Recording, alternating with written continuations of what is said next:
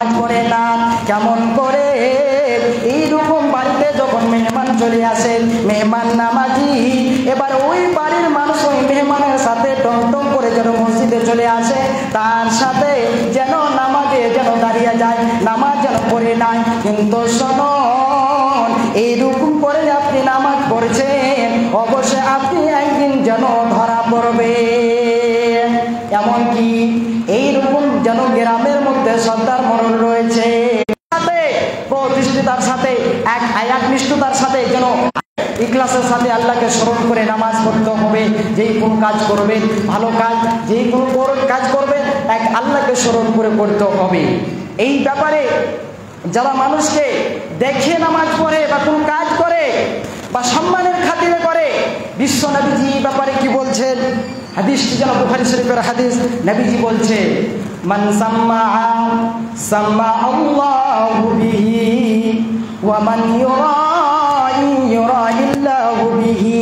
নবীজি বলেন, যদি কোনো মানুষ, যদি কোনো ব্যক্তি এইরকম সম্মানের খাতিরে কোনো আমল করেন, কোনো কাজ করেন, নবীজি বলছেন কিয়ামতের দিন আল্লাহ রাব্বুল আলামিন তাকে মানুষের সামনে যেন দাঁড় করিয়ে দেবে, আর দাঁড় করিয়ে দিয়ে তাকে যেন অপমান অপদস্থ করবে, লাঞ্ছিত করবে, আর বলবে এই যে দেখো এই বান্দা যেন সম্মানের খাতিরে যেন ভালো কাজ করতো, ওয়ামান ইউরাইল্লাহু বিহি। নবীজি বলছেন, যে কোনো ব্যক্তি যদি এরকম মানুষকে দেখানোর জন্য কোনো কাজ করে, নবীজি বলছেন কিয়ামতের দিন মানুষের সামনে তাকে যেন দাঁড় করিয়ে দেবে, দাঁড় করে তাকে যেন ভণ্ড বলবে, তাকে রিয়াকার বলবে, তাকে যেন মুনাফিক বলবে।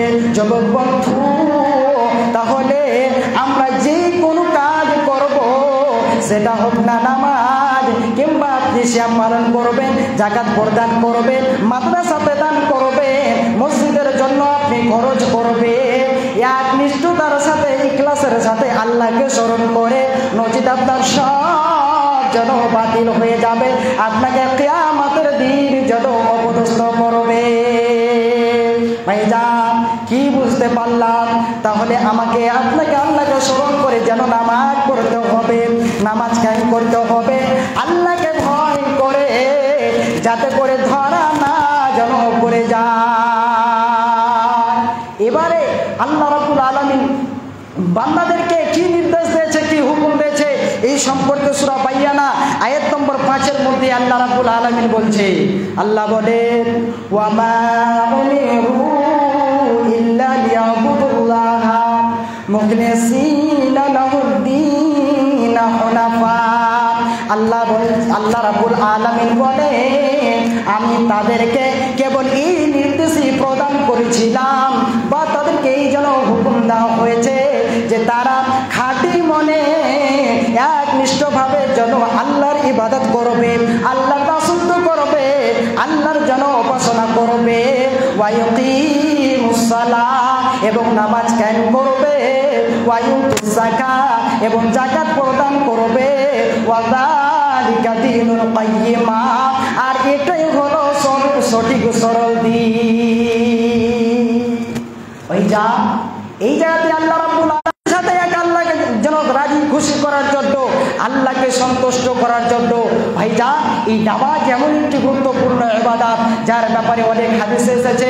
বিশ্ব নবীজির কাছে একজন সাহাবী গিয়ে প্রশ্ন করতে লাগলেন, নবী গো, আপনি আমাকে বলেন আপনার মতামত কি? ইজা সাল্লাইতুল মাকতুবাত ওয়া সুমতু রমাদান ওয়া আহলালতুল হালাল ওয়া হারামতুল হারাম।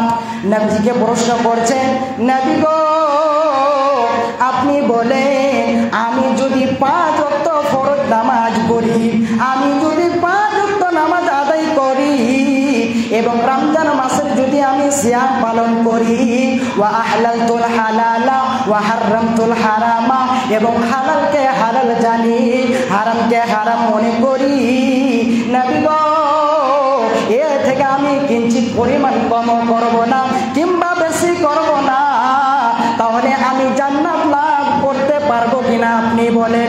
নবীজি বলছেন, হ্যাঁ অবশ্যই তুমি যদি এই তিনটি কাজ করে নিতে পারো, অবশ্যই তুমি জান্নাতের মধ্যে লাভ কেটে চলে যাবে।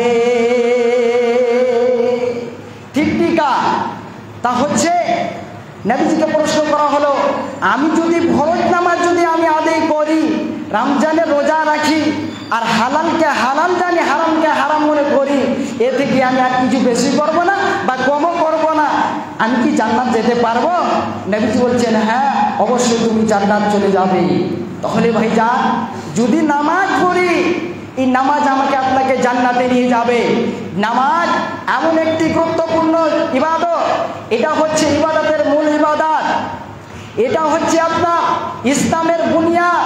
এই যে ইসলামের বুনিয়াদের মধ্যে এই নামাজ হচ্ছে একটি স্তম্ভ। এই নামাজ আমাকে আপনাকে কায়েম করতে হবে।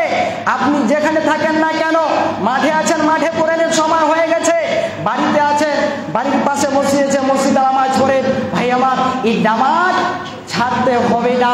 এই নামাজ যদি আপনি ছেড়ে দেন, অবশ্যই কিয়ামতের দিন আপনি ধরা পড়বেন। আজকে মাতার সেবা করে, আজকে যেন এরকম মাতার সাথে দান করে, সিয়াম পালন করে, নামাজ পড়ে না, নামাজ পড়ে না। ভাইজান, আপনি যদি নামাজ ছেড়ে দিয়ে আর অন্য অন্য আমল করেন, তাহলে অবশ্যই আপনি কিয়ামতের দিন ধরা পড়বেন। বিশ্ব নবীজি বলছেন, আউয়ালু মা ইউহাসাবু বিহিল আবদু ইয়াউমাল কিয়ামাতি আস-সালাহ। নবীজি বলছেন, কিয়ামতের দিন সর্বপ্রথম মানুষকে নামাজ সম্পর্কে জিজ্ঞাসা করা হবে। নামাজ যদি সঠিক হয়, আপনার সমস্ত আমল সঠিক হয়ে যাবে। আর যদি নামাজ বাতিল হয়ে যায়, আপনার সমস্ত আমল বাতিল হয়ে যাবে। ভাই আমার, বন্ধু আমার, তাহলে আমাকে আপনাকে নামাজ পড়তে হবে, নামাজ কায়েম করতে হবে। এবারে আল্লাহ রাব্বুল আলামিন সূরা আনফালের মধ্যে বলছে, আল্লাহ বলেন, আল্লাযীনা ইউকিমুনাস সালাতা ওয়া মিম্মা রাযাকনাহুম